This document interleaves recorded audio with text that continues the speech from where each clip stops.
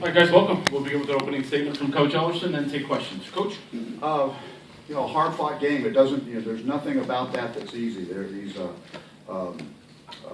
fiercely competed on both sides of the ball, found a little different way. As we got some personnel issues all across on every phase, and we're struggling a little bit in some phases in special teams and in some phases on defense.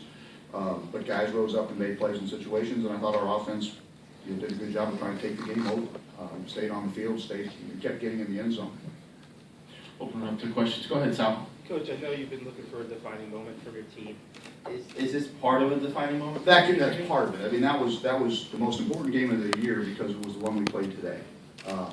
Now we'll look at that and we'll be proud of a lot of the things we did on that tape. But we'll also come out of there tomorrow scratching our head and knowing that we need to find some more answers. We need to generate some more good play.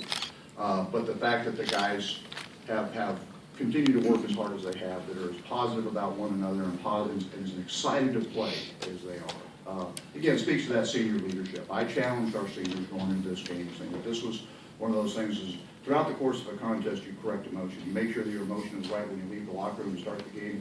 You correct it on the sideline, you correct it at halftime, and you stay on it. And those guys made that their mission. They deputized some other key guys in their position groups. But they work really hard at that, and that shows. I mean, that shows. Again, it's your seniors. It's so important to them. This team is so important to them. They've got so much of themselves invested in it that inspires their teammates to be their best self. Have you had a running back ever have a day that Terry had? Well, I don't know. Terry got all those. He got a third of those yards on one play. No, he's obviously well, the beautiful thing about Terry is Terry can finish those runs. That's the neat thing that you see there is we're not 2 or 3 or 4 yards in the cloud of dust. If we hit it, he can finish it. And Larry's getting better at that.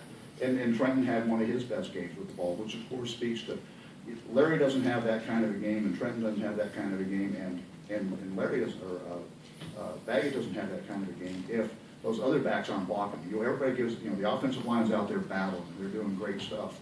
But what are the job our backs do without the football, and our wide receivers do without the football is really the key to that production. The fact that Angel went the whole game today, are you surprised that he even played? Well, oh no, I wasn't. As we talked about that, we knew it was. Well, we didn't know, obviously. We knew he was good enough to go out there and play to start the game. We didn't know if he'd take 70 snaps or 7. But good news is he felt fine. I was a little concerned about one of those short runs, and I got him, and I said, "Now, are you okay?" And he goes, with those short yardage runs, and he looked at me like I had 10 heads. Like, I'm fine. What are you talking about? Go, Kevin. Coach, just a thought on Colby Miller, a kid who, stayed around for 3 years and really didn't play. And this season, he just, can you speak to his toughness and his ability to stick everything out? Well, exactly. And Colby's had to be, because Colby's, he doesn't get enough credit because in our mind, he's a little bit of a known entity. We know he's going to be right. We know he's full speed. And he's such a great mentor for those younger players who have maybe some more juice, maybe some more upside athletically. But clearly, as you say, he stayed on point. He's always been ready for us. And as that line's thinned out a little bit, he's taking meaningful turns. And what he's done every time he's gone out there is played well. Now, there's still some things we don't want to ask him to do. But given, if you give him a job description that's within his profile, look out. He can help us win the football game. I mean, how does he get to the point where, you coached him for 3 years and he didn't see the field? How did he get to the point this year where just lately he's been able to get through, against Boston College he played a little bit. Right. Now, today, Well, how does he get to that point? Well, I mean, it's like I say, Defensively. when you get 5 plays, those 5 plays are going to say something. It doesn't matter what the conversation, how you play says. You've heard me say that before. Those 5 plays said, I need to play more. He's done that. They say he's had some opportunities this year. As you know, it's been a little bit of a tryout there at the Mike linebacker position as we've run some really quality, some of our better athletes through that position. And to his credit, he understood what his role was. He mentored those guys. He competed with those guys. But he was ready whenever given the opportunity, and every time he's been given an opportunity, he's been productive. as I say, we just need to be careful about the job description, and he'll continue to help us win football games. Go ahead, Ron. Coach, after the 48 points from last year, when they scored on their first possessions, were you thinking, uh-oh? No. I was thinking we had to adjust our lock on the split wide receiver. We're busy trying to fix things. We don't have our head down. We're just trying to get ready for the next play.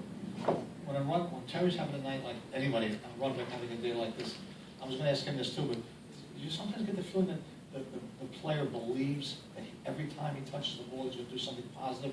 Maybe not 96-yard run, but a couple of times he wasn't even touched going for the line. I hope that our guys think that every time they touch the ball. And again, he knows he's not the Lone Ranger. There's a bunch of other people out there battling on every snap, and a lot of guys have to do things right to get that started.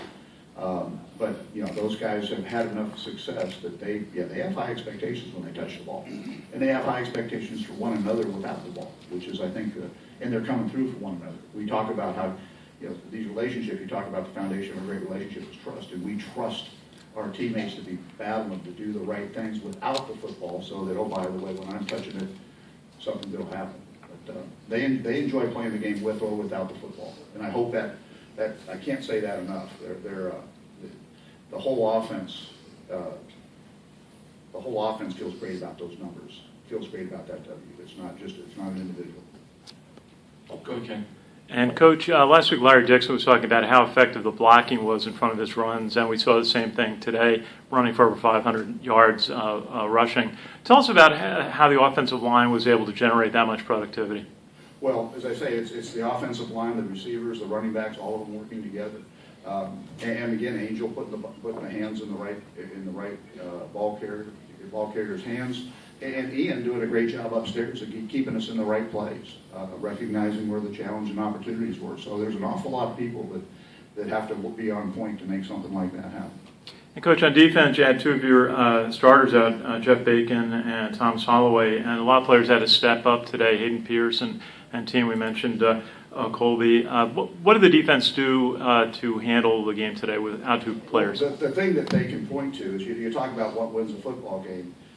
It's not necessarily the yards and all that stuff. The things that correlate with success are those. One of those things, as you see on the wall around here, are those critical situations. So our productivity on third down, our productivity on fourth down, our takeaways in the +20 area. Those are the things that good defenses do. Because we were struggling to keep them there. They have really gifted people touching the ball, and they're doing some smart things that are hard to stop.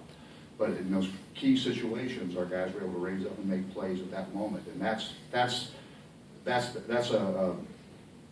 if you're not doing that, it won't matter who's not playing or who's healthy or how fast you are, how good looking you are.